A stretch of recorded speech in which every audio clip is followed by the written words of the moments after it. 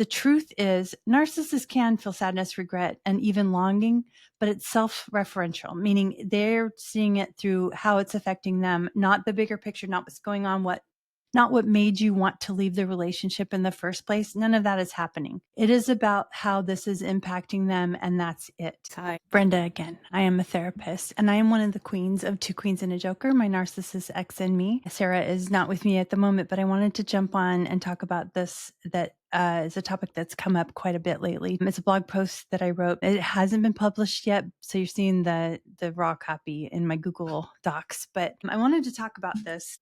A client recently brought this to my attention and got me thinking, because I've definitely seen this with clients and I've seen this with the narcissists in my life. And I really want folks to understand what's going on here. I think being with the narcissist is very confusing. And most of the people that I work with are either still with their narcissist, on their way out, or are getting out and through a divorce process or healing from being with the narcissist. So we all tend to stay in this state of limerence, which I also have a blog post about that too. That limerence, when we're away from the narcissist, we can start to idealize them a bit, romanticize them, and forget about the bad times and focus on the good times, because every narcissistic relationship consists of both. Most abusive relationships do consist of some sort of abuse cycle where there's a love bombing and calmness, and then a disruption, and then love bombing again, where you're kind of going in this cycle. And that's typical of abusive relationships. None of them are typically abusive 24/7, just because people have to sleep and don't have the energy for that.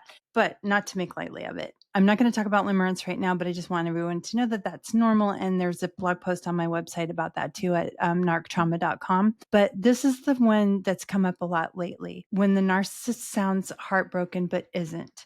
And this one, actually, this is posted on the website, but this is something that I want people to really pay attention to when they're going through this with their own narcissist, because all narcissists do this. They can wear this mask with everybody else that makes them look like the hero or the greatest person, and they're going to help everybody, and they're everybody's friend. And, they give you the shirt off their back. Many, many narcissists wear this mask. They behave this way. They try to have this image out there that's lovable and likable and that is admirable to other people. They save all the shitty stuff for home. The abuse happens in the dark. It doesn't happen with their friends or with the people that they work with. Typically, those folks aren't going to see it. So they do act often like a best friend to everyone else. And then they come home, the mask falls off, the spouse and the children are neglected, or sometimes they're treated cruelly by the narcissist, which is very common, children included. And part of that is because meeting your needs doesn't provide them with the same public kind of applause. I say that in quotations. So they minimize you and they ignore you. This is very confusing for people. When you see that they're capable of behaving in a way that's fairly normal with others, and even treating others with kindness and respect, and then they come home and they treat you the exact opposite. This is why so many of us turn it in on ourselves and start to think that we're the problem, or am I the narcissist because I expect more attention or more kindness or more love or whatever it is. We turn this on ourselves. And what we need to realize is, when we say a narcissist wears a mask, this is part of it. They wear a mask for everyone else, and they have a different one for different people or different environments in their lives. And that's something to really keep an eye out for, and something to keep in mind when you're comparing how they treat other people and how they treat you, because they're treating other people with their mask on. When they're at home and being a jackass to you, they don't have the mask on. That's who they really are, which is another, going back to the limerence, right? This is another piece of that, where we have this dream of, no, who they really are is this one with the mask on, and they're so nice to everybody, and they were so nice to me when I first met them, and they were so kind, and they were so loving. That was a mask. When they first met you, they were studying you. You were the prey. And I know people don't like to think of it that way either, but this is a predator-prey situation, in my humble opinion. You're not a rabbit being chased by a lion, but it certainly can feel like that sometimes. But this is how they see it. They study you. They figure out your likes, your dislikes, what you want, what your dreams are, what your hopes are, all of that stuff. And they stick it in their pocket to use later. First, they use it to bond with you. They're not really bonding, but they use it as a way to pull you closer, to get you under their spell, basically. But what they end up doing later is using it against you. And if you've been with a narcissist for a while, I'm sure you know exactly what I'm talking about. They will use any information they get about you to manipulate you, to extort, to, blackmail, and they will do whatever it is. So any information that they have about you can be used in a manipulative way if they choose to do that. I just spoke in another video about how mine took a picture of me when I was coming out of the shower one time. And I don't know that he ever used it, but I don't know that he didn't. And I certainly do know that he would if he thought it would benefit him. He probably still has it and could still use it against me, but that was so many years ago. My body doesn't even look like that anymore, so I don't care. Anyway, so the best friend to everybody else, we all see it. They do this. They all do it. They're all capable of behaving in a certain way because they wear a mask when they're with other people. And it is a very difficult thing for us to understand and not kind of blame ourselves for, think that there's something wrong with us. So when we split up, so this has come up as a topic because under a discussion about separating from a narcissist, separating from marriage or breaking up or going no contact with a family member, whatever it is, we might start to see them behave in a way that we always hope for. Like they really want to be with us. They really want to show us, I'll change. I'll be better. I didn't mean to treat you so badly. I'm so sorry I did that. They don't mean it. They may think they mean it. It may seem really real in the moment because they probably feel it on some level, but the reason they feel it is because they feel like they're losing something.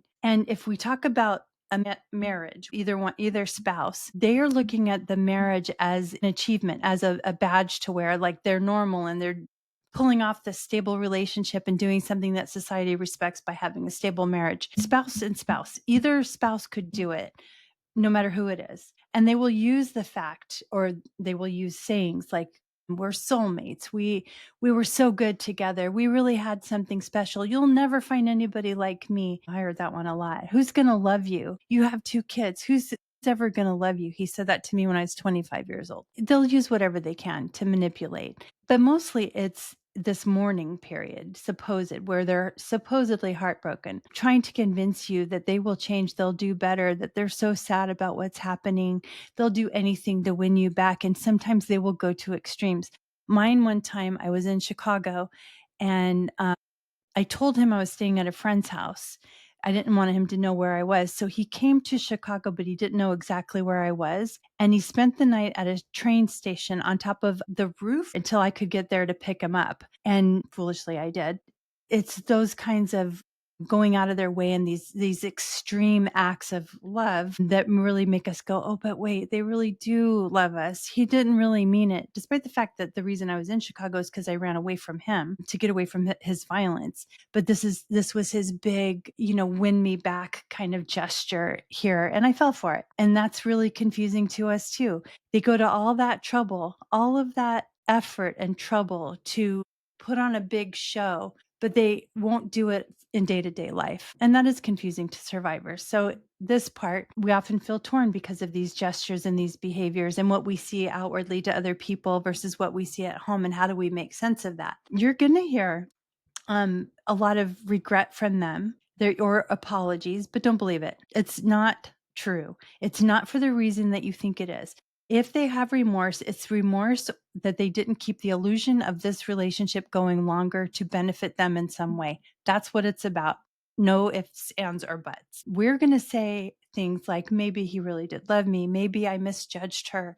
Maybe they're not the monster that I thought they were, or they had a rough childhood. I should feel sorry for them, or give them more room to heal, more time to heal, maybe not get out of this relationship. Nope. None of that's going to happen. The truth is, narcissists can feel sadness, regret, and even longing, but it's self-referential, meaning they're seeing it through how it's affecting them, not the bigger picture, not what's going on, not what made you want to leave the relationship in the first place. None of that is happening. It is about how this is impacting them, and that's it. That's it. I will stand by this till the day I die. There's nothing more to it. They're sad about losing control, losing supply, and losing identity of being part of a special couple or a power couple.